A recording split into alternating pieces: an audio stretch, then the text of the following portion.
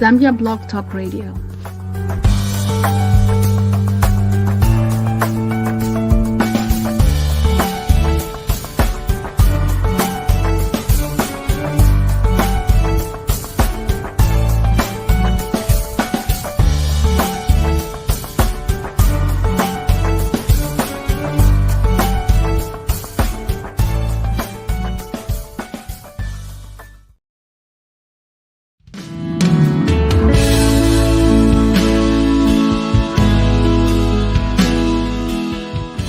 Are you ready to start your own show? Look no further than Zambia Blog Talk Radio TV's unbeatable hosting packages. We have hosting packages for all your live streaming needs. Introducing our basic, standard, and premium plans designed to fit your show's unique needs. With our basic plan, you get hosting and streaming only to Zambia Blog Talk Radio TV platforms, technical support, and a full hour of captivating content. Choose our standard plan, and you'll not only enjoy everything in the basic plan, but also receive promotions on our Facebook page and the freedom to stream to your personal platform, Facebook or YouTube.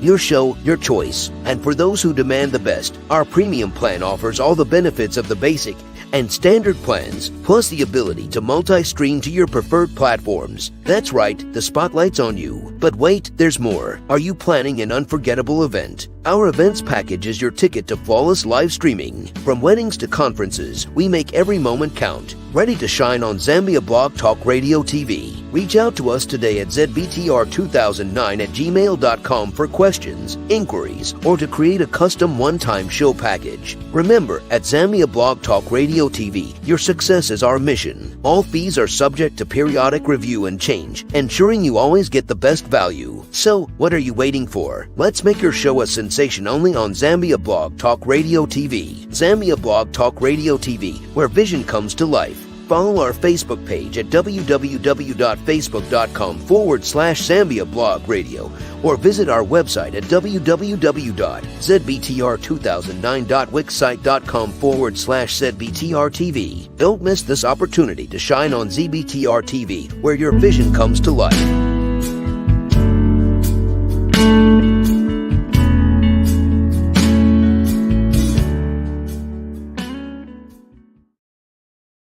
Hi, everybody. Good morning from Dallas, Texas.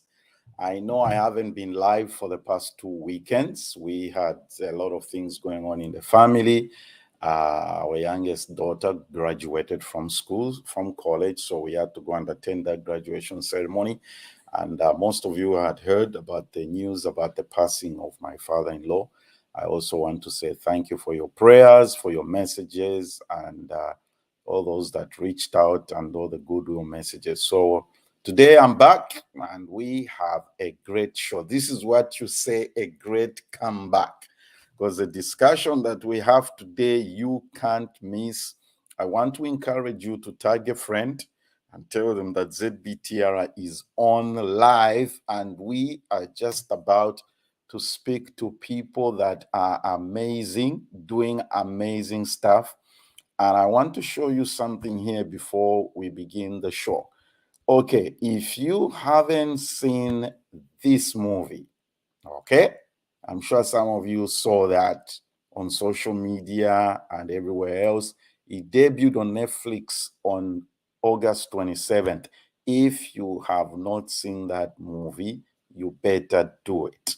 If you know these streaming sites, they've got this thing. If you're not able to, I know what it is. If you're not able to afford to pay a subscription for 12 months, just do the one which is free for 3 months. Watch the movie, then unsubscribe. Okay, I'm giving you some tricks which are unconventional.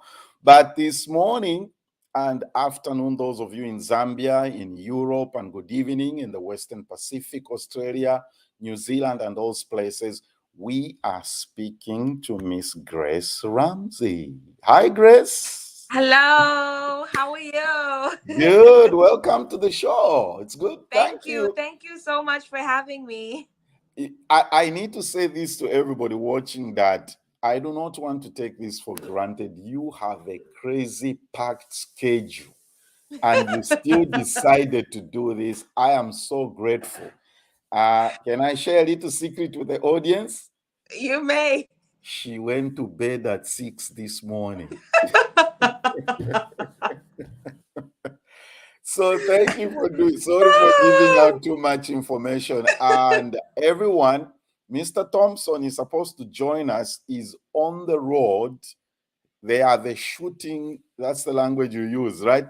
They have a shooting to do in Chipata, so he has to pick somebody up in Malawi, then come back to Chipata for the shooting. But if Mr. Thompson joins us, we shall run with that. Okay, Grace, I mean, you are a movie actor, a producer in your own right, a goodwill ambassador, and you have so many awards that you've won. I don't even want to go through the list. I'm so excited about this.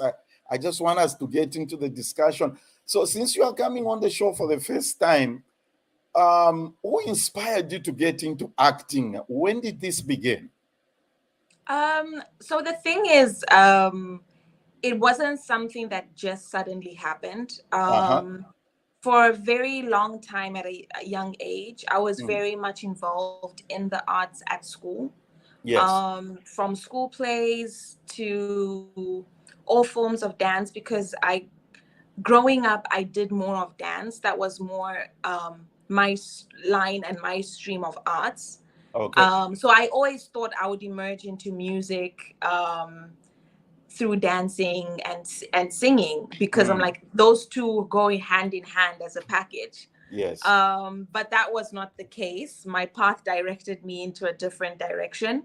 Nonetheless, I never saw it as something that I would take on until later on in high school, when so I graduated in South Africa. Okay. And in my last senior year, my speech and drama teacher, Mrs. McQueen, we were doing a play, which was for the national. It was for the National Arts Festival in South Africa, and we had a piece that we were performing, and it's through that piece that my speech and drama teacher kept hounding me to find out what I was going to study when I graduate. But it just so happened that already in that year, my interest was lining towards acting more. And I think what triggered it was, despite all the influence of the things that I've seen on television and what I've watched, what ignited it, I think, was the possibility of it being in South Africa. Because at that time, Generations, Isidingo, these were already really big shows. And South Africa already had big names that were budding in the film industry. So for me, it didn't seem like a far-fetched dream to achieve. And it was already an area of keen interest, because I loved performing. I loved being on stage.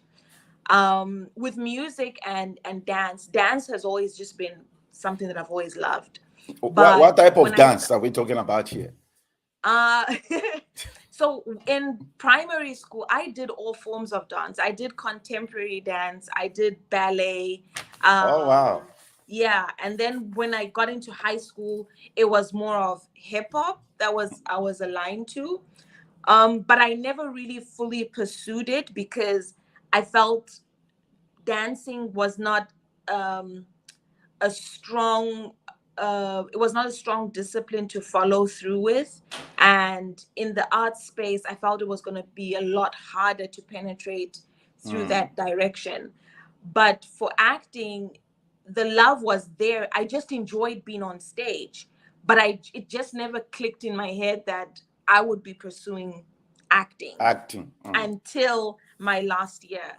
And that's when the dream ignited from there. But I mean, there were a lot of inspirations from things that I would watch. It was never really any specific actor that I watched. It was just the love of film as a whole. Because it first started off with animation. I was always fascinated as a child with animation, and how they would do the voices and who were the voices behind it, and all of that. So every time when I'm watching a cartoon, I'd always find myself imitating in the mirror characters from the cartoon. What's your favorite? What was and what is your favorite cartoon? So I am growing up. My family introduced us to a lot of Disney classics, Yeah. which I still watch till date. I am a child at heart. Trust me, I still watch So I Looney watch with my Tunes. son. So The Lion King Uh-huh. is one of them. That one is like a key. Lion King, and all of these are Disney. Cinderella, which other one is a favorite? Hercules is another favorite of mine. Ah. Pocahontas. Those ones. Those like the old classic ones. Yeah. Those were the ones that I grew up watching. So that's how I decided to merge. And then we also had at my high school one of the one of the scholars. This was in my 11th grade. And then one of the seniors who was graduating was already in acting, and she was in a TV series called Muvango, which is a South African soapy. Okay. And so all those things to me were just like elements that sort of contributed to saying, just to make that assertive decision to say, this is the direction I want to take. Not that I was supported back at home. This was just That's the other part of this conversation, because traditionally what do they tell us at home? Lawyer, doctor, engineer. Yes. Did you go through that? Yes, I did. It was hard because even after in my last year, I remember my cousin took me to, there was an opportunity that presented itself. I didn't qualify though, to travel with a group of Broadway actors to do a Broadway. They were going to travel to Europe. Okay. So they're one of those cruise ships that sail off in Europe, and then you perform on the cruise ship. And I was going to get paid. And my dad was just not interested in hearing that.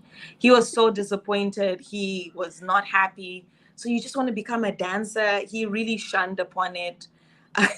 My aunt really tried convincing him, saying this is what she loves, and if this is what she loves, just let her pursue her passion. And it's only when you're pursuing something that you love will you excel at it. But his tune is very different now. So Your aunt. You see, I'm almost tempted to jump the gun here and get into the Can You See Us movie, because your aunt is trying to, you see where I'm going with this? Your aunt is trying to advocate for you. Is it Brenda? Yeah. You see what no, I won't go there. Let's wait. Talk about your earlier days. What were the challenges? Because as an actor, somebody needs to identify you, right? And give you roles and recommend you for roles to play in certain movies, plays, whatever. So how were your earlier days like? When was that moment when you had that breakthrough?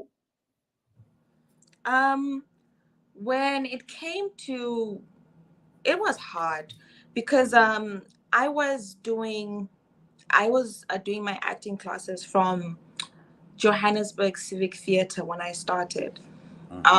Because I was accepted at AFTA, which is one of the best film schools in South Africa. Okay. And I was going to pursue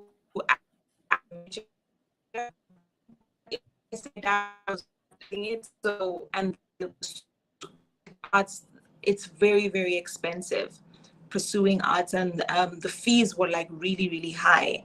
So unfortunately, I didn't go to AFTA. So for me, just to show my seriousness, I went and I looked for other cheaper options for me to still study acting.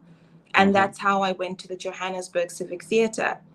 And the time that I was there, the possibilities of breaking out seemed so, they were not far-fetched, like I mentioned earlier. They seemed so close. But as all good things come to a halt, I would say, not an end. In this situation, oh snap. In this situation, it was a hold. So I had where I've lost my train of thought. Sorry. So That's yeah, so when I went to Johannesburg Civic Theatre, like casting directors come there to teach you on some classes, okay. depending on what because it was different. They would teach you from acting from theater to screen acting as well, which are very different. So with one of these days, I remember one of my co-classmates was talking to me about auditioning for Generations and Movango. I mean, for Generations and Isidingo. And whenever we did like our sessions, our acting sessions, I would get a lot of great feedback. And for me, when I get feedback like that from random people, it always motivates me. So whenever I second guess something, I always feel like the universe sort of speaks in its own way through Yes. people. And that for me was like a clear indication that this is the direction that I should be taking. So from there, everything came to a halt and I had to move back to Zambia, unfortunately. And that's where the dream sort of dwindled and almost died. Because at that point, we have a challenge back at home, which is using our online services to sort of put what Zambia has to offer on the map. Everything is very hidden. There's not much visibility of anything in film as much as we have it now. But back then it was very hard. On social media, you wouldn't find anything. It wasn't so easy for you I didn't even know of National Arts Council. That's how bad it was when I moved back to Zambia. So I'm like, how do I pursue acting in Zambia? And every person that I spoke to, even just like friends, everyone was just very negative about it. So at this point, I decided, okay, I need to make money. I need to work. So Yes. I started working for a gemstone marketing company, and everything went on hold until I think it was in 2009. No, it was 2010. 2010. My housemate told me about I don't know if you remember Trendsetters. Yes. Yeah. So the guys who are behind Trendsetters Media 365, they had already done a production while I was in South Africa called Club Risky Business. I don't know if you watched it, or it was a series. And they were now doing another production. So at the time, my housemate had her cousin who had joined, who was part of the cast for Club Risky Business. So when I was talking to her about pursuing arts and all of that, so she was like, why don't you go on Facebook? I think the name of the company is Media 365.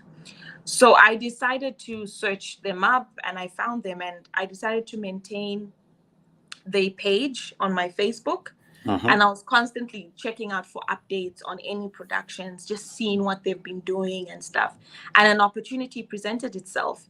There was an opportunity. There's a mini series that was done. It was a 5-episode mini series, drama series. But everything that they were doing at the time, Media 365, was for social cause.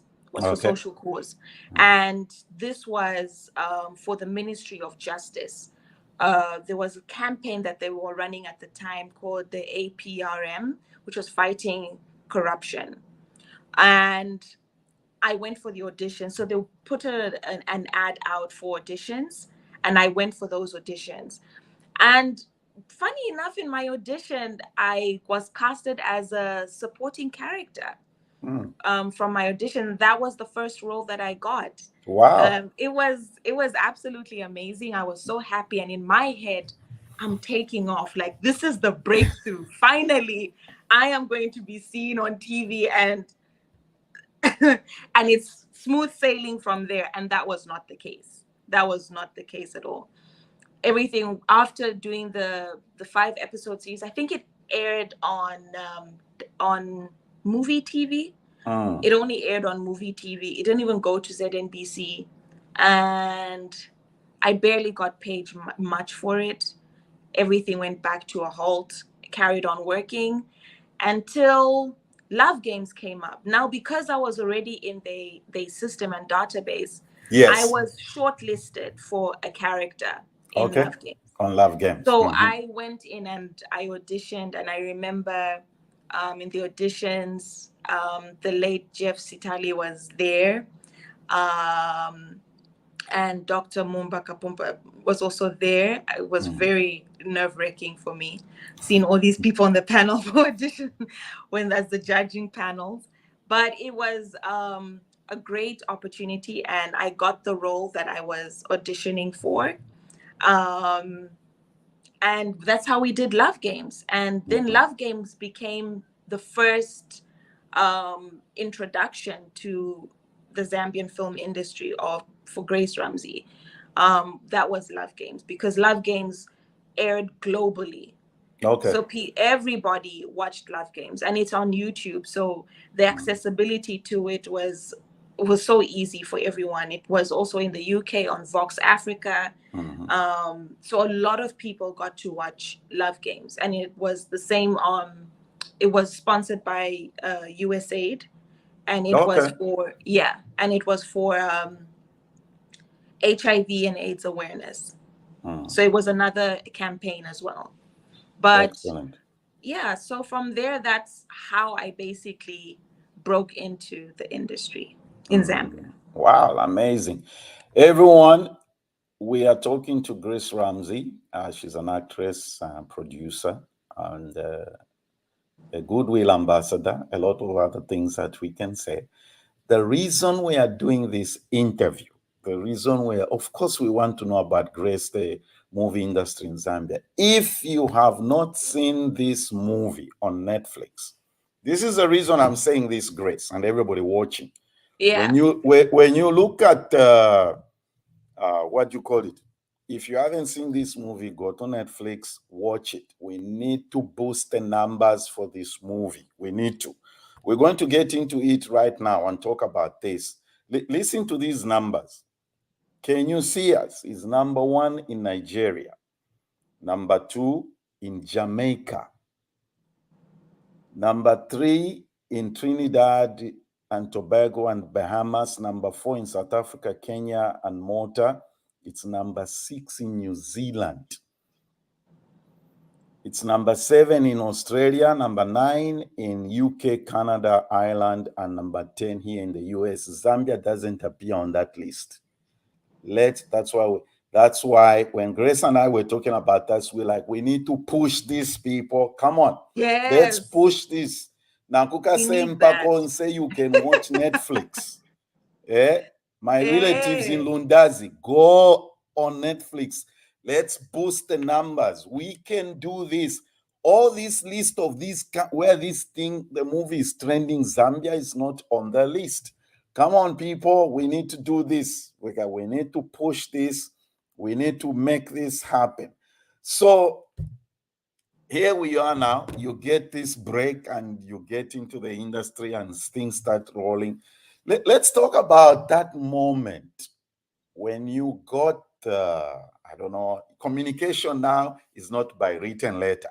Let's talk about that moment when you got that phone call. I don't know whether it was a text message or you were called into a meeting or it was Zoom. We can list all the communication systems available. When you got that communication about Can You See Us? Talk about that. I want you to share that moment with everybody watching. That moment for me was, how do I explain? It was a period in my life where I was second guessing a lot of things, especially in the area of arts and film, and pursuing that. And I was not really in a great space personally and career wise. So it gave me a sense of hope, to keep pursuing this dream.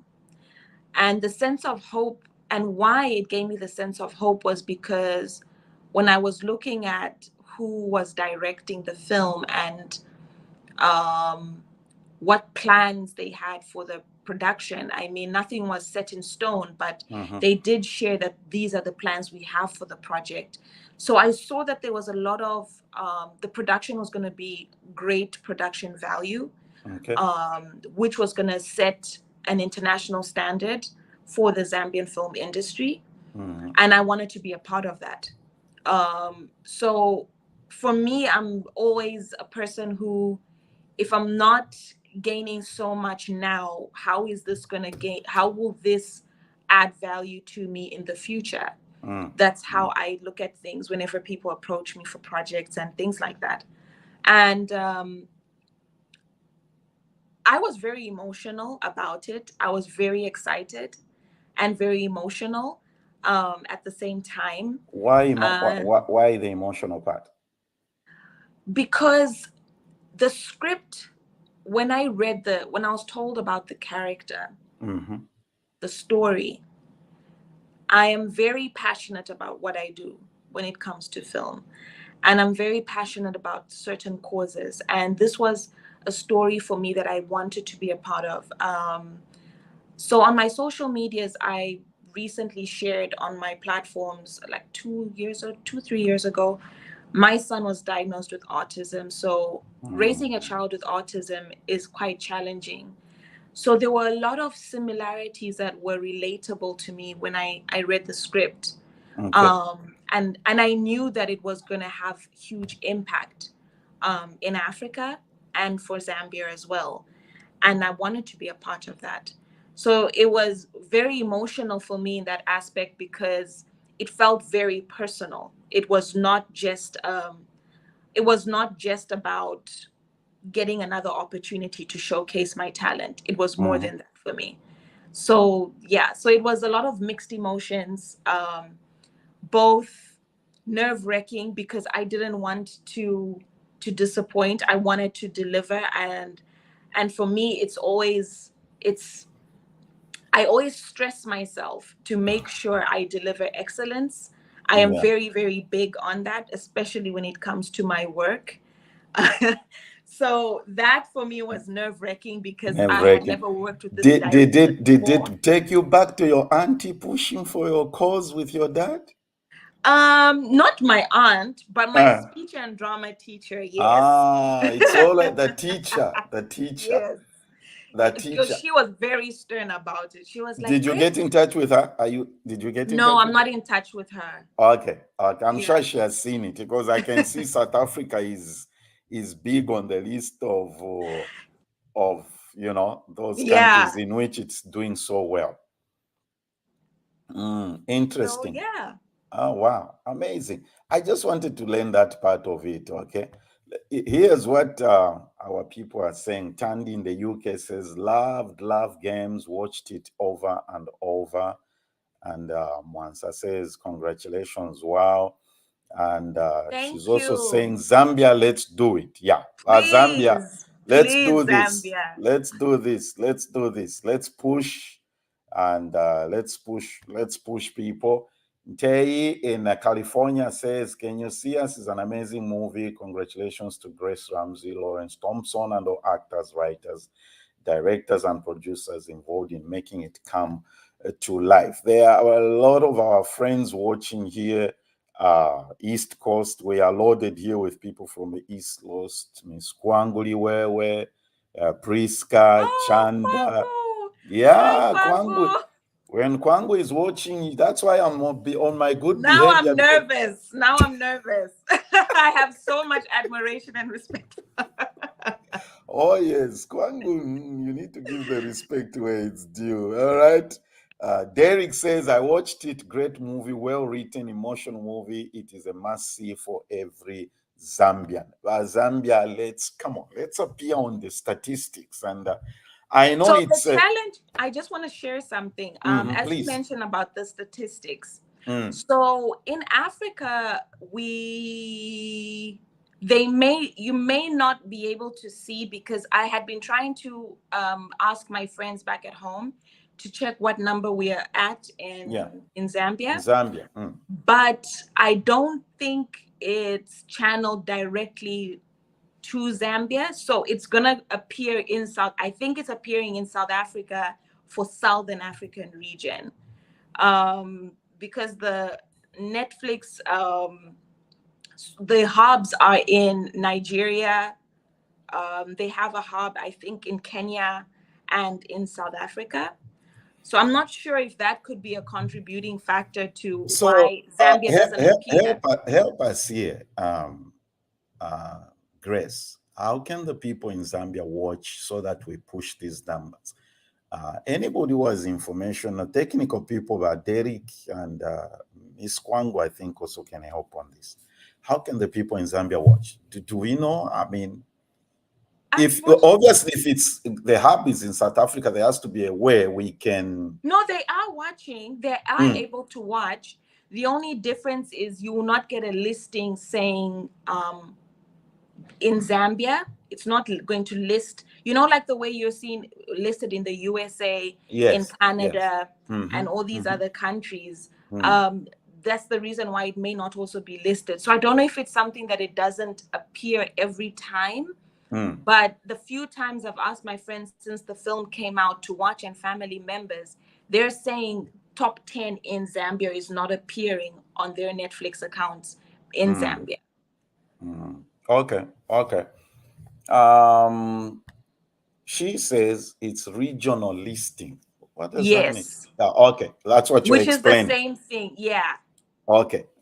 Yeah, so it's like South Africa is the main for the southern region. So all southern countries that are watching it, it will appear South Africa. It will appear South Africa, like Miss Tandy is saying. They can watch in Zambia, but the stats aren't yet amalgamated for the country specific. Okay. Yes. Yeah, okay. Makes sense. That's good. Okay, so Zambia is basically probably appearing in the South African statistics. Probably that's why the numbers are up for Zimbabwe, Botswana, and all the countries. But I mean, it got to number 4. It should be number 1. So we're not doing enough. So let's get to number 1. Let's get to number 1. Zambia. Let's not just talk about Wundawakulandama politics. Come on, let's push this movie. Zambia. You know one thing, Grace, that I think we need to do in Zambia? I know there's one thing that brings us together. That's soccer or football. We need to add movies to that list. Yes, so we let's do. Push. Yeah, let's push. So when you were informed, or when you were told that this was the character or the role that you were going to play, how does that work? And also share with us when you actually started the filming, and what are the areas in Zambia that you did the filming? I don't know if we are able to talk about that. If we can't, that's fine. Everything was, some of the areas, I don't even know how they found some of those locations. But a lot of the scenes that were shot were in rural areas in Zambia. I remember one of the scenes that we had, I think that was like in the outskirts, I think, of was it what area is that? What scene? When I remember right now that the name has gone. Yeah. One of the intriguing scenes that I wanted to share. But I remember I was asking you about clips, and I know Mr. Thompson is busy. Everybody is actually on the road as we speak. He told me he was gonna try to connect. But just there at the beginning when what's the name? when the wife is pregnant, we won't give away all the movie so that the people, when he's running through the compound, going to get a Yes. taxi driver to come and get his wife so that they go to the hospital. I was like, wow, that's because you see, I'll tell you this, the reason I'm laughing, Nelly and everybody, the reason I'm laughing is like, what a way to start a movie. You know what because I watched Can You See Me? Can You See Us the same weekend? I watched what do you call it? Equalizer 3, Desert Washington. Yes, yes. So I like the start of the Equalizer 3, where it's just like, that's the way Can You See Us also starts, me PS Chileshe running through, all that, and I'm saying to myself, oh my goodness, this is a good start. Yeah, it was a good opening scene. Yeah, it was a good opening scene. So you still can't remember where the shootings were done? We had various locations, but a lot of the locations were in the outskirts of the compounds. Okay. Which is where a lot of the scenes were mostly shot, but everything was shot in Lusaka. Okay. Yeah. That's amazing. That's amazing. Okay, no, I may not be too sure because I wasn't in all the scenes. No. In the film. How long did it take to make the whole thing? Most of the scenes that I was in was shot in Lusaka. How long did it take to shoot the whole thing? Production wise, I think I remember when we were starting, we were told the production period that we had was about 2 months. Okay. To shoot the whole project. Was that a requirement from Netflix? No, it wasn't a requirement from Netflix. Okay. Yeah. Okay, Mwanza says, let's push, not just Chipolo Polo. Thank you, that. Please. We need Come more on, people. support. Let's do this. Nelly says Netflix has focused its operations on the 3 sub-Saharan African countries of Kenya, Nigeria, and South Africa, with the latter ranking as the continent's largest contributor of content to the site. It's just common sense, I think. Nelly's right. Yeah. Because of the numbers as well. When you look at the populations of those countries, and you see, Grace, this is one of the questions I wanted to ask the two of you and Mr. Thompson. Mr. Thompson, yeah. I mean, you like pushed yourself into this industry, which is I don't want to be negative or sadist. It's the numbers. We don't have the numbers in Zambia, so to speak. Okay, no. 20 million compared to, is it 100 million in Nigeria? It's the gap is wide. But we are glad that you guys stepped up and did this work. To what extent does the character that you play reflect your real life? Like I mentioned, my son's condition. Auntie Brenda's character was very centered around trying to understand how society would treat a human being that way. Trying to remind a mother that your child cannot be hidden from the world, as much as the circumstances are what they are, but you're robbing your child of an opportunity of life. And a lot of those things resonated with me because I saw myself in Chama's shoes. As much as I played Brenda, I did see a bit of myself in Chama's character, because at times I would do the same with my son to try and shield and protect my son from discrimination and from other kids making fun of him, because my son is nonverbal. He's autism, but he's nonverbal. So that's why I'm like, this script was very personal. It was very, very personal to me, and the message was very powerful. And I felt compelled to make sure people understood Auntie Brenda, and I think a lot of people did, in terms of the response that we've gotten, and a lot of people cheered. I mean, some people were not happy that Auntie Brenda didn't keep Joseph. Those are the complaints that I've been seeing on social media. And how could she leave the child? She left the child behind. Maybe you need to understand Auntie Brenda's circumstances where she can't keep Joseph. Exactly. And not only that, I mean, if you look at, I mean, it's the rights are always to a mother and a father. Yes. And Martin's character, because Brenda is related through Martin, she's Martin's sister, and that wasn't Martin's biological child. So there were a lot of skepticism, because even with this, the scene where Chama's auntie shares and says, no, the child needs to go to the father.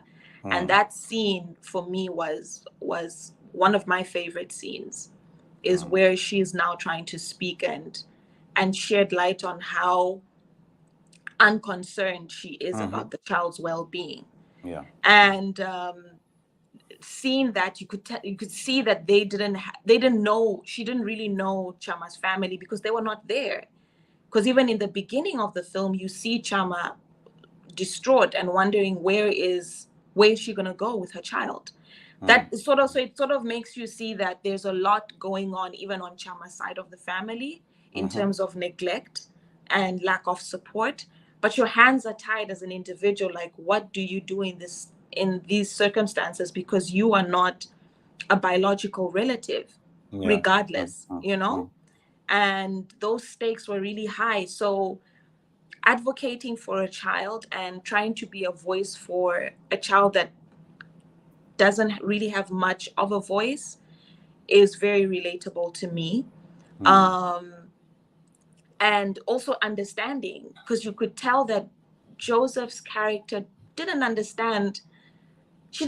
Joseph's character, he did not understand anything. He didn't see any difference from him with other children. And failed to understand why he was shunned away from the world, failed to understand why people would say the things that they were saying. And that's the innocence of a child. And I see, and that was so easy for me to relate, because I see it with my son. Because he's nonverbal, and it just so happens that I have a boy as well. Amazing. So that was even more related. Now you say that you have you see, here is something else that a lot of people haven't picked onto this. Tabo plays Joseph. Yes. That Tabo kid, oh my goodness. She's a brilliant. girl, right? Yeah, she's brilliant. It's like she's a natural, so to speak. She is. Great talent. She has a great future. And I hope we get to push, once you deal with the youth, let's get those kids like Tabo and push them. Bonse, Vaneri, Miss Kwangu here. We need to get those kids like Tabo, follow her life, and we support her. But diaspora, these are some of the things we can do. Okay. I know we are all building houses and real estate and everything. Let's make a difference in somebody's life. We needed to talk about Tabo. I mean, she's just amazing. I watched another interview that Mr. Thompson, I think you did, and Tabo. I mean, I was like, even when she's just speaking, when she's not acting. Very intelligent child. Very intelligent. I said to myself, this kid is not 10 years old. She's very intelligent. She's bright. Yeah, very intelligent. Very bright little girl. She's amazing. She is amazing. So great. It was so easy acting with her, because we had great chemistry. I think off set, we related very well. Wow. So it was very natural for us when we were on set for everything to just play out the way that it did. That's good. That's good. Amazing. That's amazing. I want us to ask, first, let's show this again. Please, if you haven't seen this movie on Netflix, you need to go there. But Zambia, I'm talking to you. We need to push there. Whether you live in West Africa, you're a Zambian, you need to watch this. Australia, everywhere. We need to push this. We want the numbers to go up. Okay, we've understood that her regional hubbing thing, technicalities, there's no excuse. You're always filling up the stadium for football. Let's push this thing. There's something I want to show here. Where is that comment? Let's take this as our final question. Where is that question? Tandy is asking, where is that question? Okay, that's what was John Chitty's input in all this? I wish Mr. Thompson was here. He would be the best person to answer that because he was the writer. As far as I know, John Chitty did sit with Mr. Thompson and shared his story in having albinism and living with albinism in Zambia, and sharing his story is what captivated Mr. Thompson's heart to, and felt compelled to do a story on it. And him surviving all the adversities that he faced in his upbringing. I think those are stories that that need to be told. That there is elements of hope. I mean, today he's the voice of the albinism community in Zambia. He champions that platform very well. Even as a musician, there's a lot of advocacy that he's doing.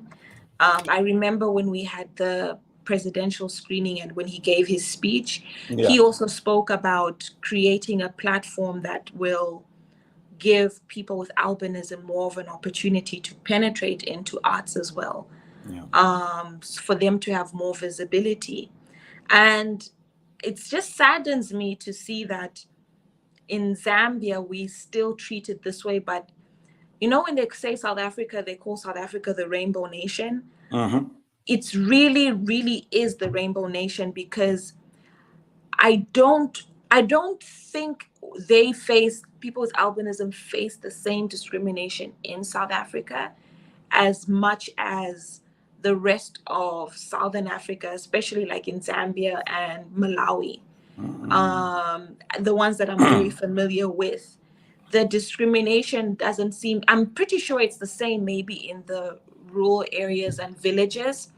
But in South Africa, there are so many talented artists who have albinism, and they are just treated as equals, and there's no discrimination to them at all. They rise above it. They are very confident, you know. And I'm so happy to say that with what John Chitty is doing, and him and Mr. Thompson speaking to one another, and having this film come out and shared parts of his story in this film, has given a huge platform for people with albinism now.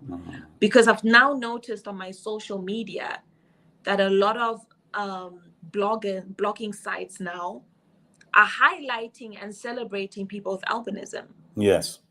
And that's what film is. That's what film is about for me. So for me, it's a success in that sense, not just it being on Netflix, but it's a success in that sense that the message was captivating enough that it's changing the mindset of Zambians. Interesting. Final question. I know you've come to do a whole bunch of things in the US, but you came for the premiere of, I want you to share with the audience about, you are appearing in another movie, right? And you came for the premiere of that. Which was last night. Oh. So it's over. Yes, the last and then Nathan has the audacity to wake you up early in the morning, right? Yes. I mean, it just so happens, I honestly don't know what God is doing, but definitely God is at work. And he's definitely using me in a way. And I think it's things that I've spoken about. Just a little backstory before I answer your question. When I just did Love Games, I always Ray Mwape, who's like a veteran in the film industry back at home, with the late Mingeli, came to see me and were interested in working with me after seeing me in Love Games. And the first question they asked me was, where do I see myself 10 years from now, and what type of actor or what is it that I want to achieve in film? And at the time, I wasn't thinking of producing or production. It was mainly centered around acting. And I remember distinctively saying, for me, my talent has to be more than just doing entertainment. It should be more than just entertaining people. I want to tell stories that resonate with people and that captivate people's hearts and will bring a whole different perspective to how we treat certain things in our social circles. So having purpose in my craft has been very important for me. Having said that, to where we are at now, you sort of forget some of these things when you start, because every interview I go on, they always ask me, what advice would you have for youth, or what advice would you have for an upcoming? And I always say this, which is always know your why you are starting in that industry, because there'll be so many hurdles and obstacles that you'll face along the way that can deteriorate you from your vision and the direction that you want to go. And writing that down has a constant reminder of why you started, because it may start as passion and it may start with purpose. And as you're going on to your journey, it could lead into something else because of the fame that comes with it and all these other adversities that you start to face, and you start feeling like your career is threatened, and it could send you into a destructive path, which could deter you from your main purpose. So having said that, it just so happens that even this film that I'm promoting here is on the same cause, which is also an albinism. But it just so happens to be on the story in Malawi. And in Malawi, what is huge in Malawi and in Tanzania are killing of people with albinism for rituals. And this is ritual killings for wealth. This is serious, right? This is serious. Yes, it is. It is. And what got the producer to do this film, the director, because he's the writer and he's the director of the film, Chawezi Muntali. He's based in the United States. He's based in Atlanta. He's a filmmaker, but he's Malawian. So he was now looking for collaboration. And that's another affirmation that has always been part of my vision and my plan, was to merge and have more. Oh my goodness. Somebody's calling. Yeah, sorry. I'm not busy. You are good. You are good. So the dream was to have more collaborations, and this was the first one that came up, which was for this particular project. And which was going to be shot in Malawi. And I remember getting the call from a producer friend of mine in Ghana, because my aim in the past 3 years has been to push myself internationally and to start gaining visibility on the international scale. And it's taken a lot of work, but it's starting to sort of make the doors seem to be opening now in that direction. And I'm so happy for that, because it was really a hard decision to make. And it felt far-fetched because everyone was very discouraging. And but a Ghanaian producer who I had sent my work to was circulating my work around his network. And that's how the producer in Malawi, the director in Malawi, saw my profile and asked to audition me. And it just so happened that he was also very passionate about collaborating with other African countries. And he felt starting with Zambia, because Zambia is more like a sister country, why not merge the two? That's right. And that's how I auditioned for the film. And when he shared the story for me about why he wanted to do a story on albinism was because there's a young man who's based in Malawi who did a documentary on the killings of people with albinism.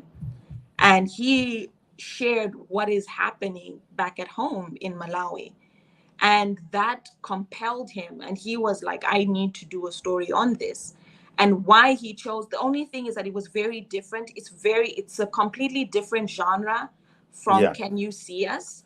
Which for me, from the aspect of craft now, was very exciting because it was telling the story from a completely different point of view.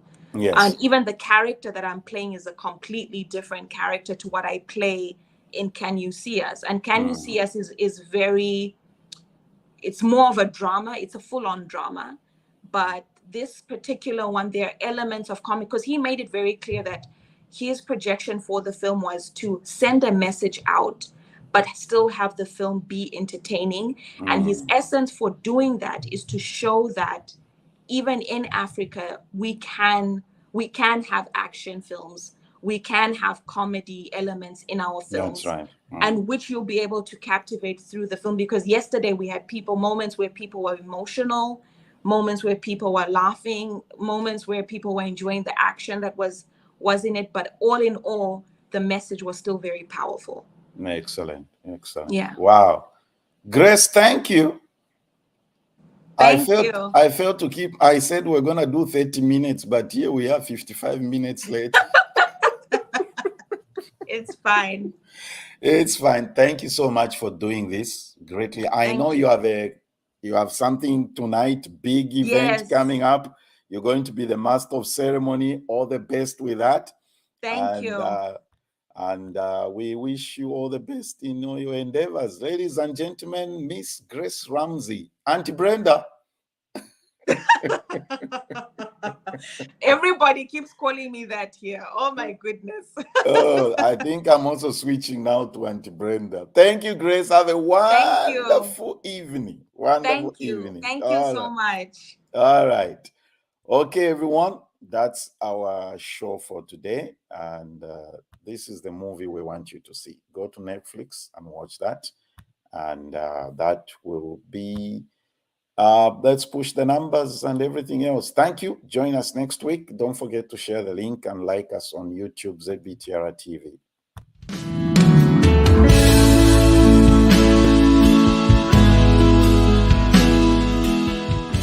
Are you ready to start your own show? Look no further than Zambia Blog Talk Radio TV's unbeatable hosting packages. We have hosting packages for all your live streaming needs. Introducing our basic, standard, and premium plans designed to fit your show's unique needs. With our basic plan, you get hosting and streaming only to Zambia Blog Talk Radio TV platforms, technical support, and a full hour of captivating content. Choose our standard plan, and you'll not only enjoy everything in the basic plan, but also receive promotions on our Facebook page and the freedom to stream to your personal platform, Facebook or YouTube. Your show, your choice. And for those who demand the best, our premium plan offers all the benefits of the basic and standard plans, plus the ability to multi-stream to your preferred platforms. That's right, the spotlight's on you. But wait, there's more. Are you planning an unforgettable event? Our events package is your ticket to flawless live streaming. From weddings to conferences, we make every moment count. Ready to shine on Zambia Blog Talk Radio TV. Reach out to us today at zbtr2009@gmail.com for questions, inquiries, or to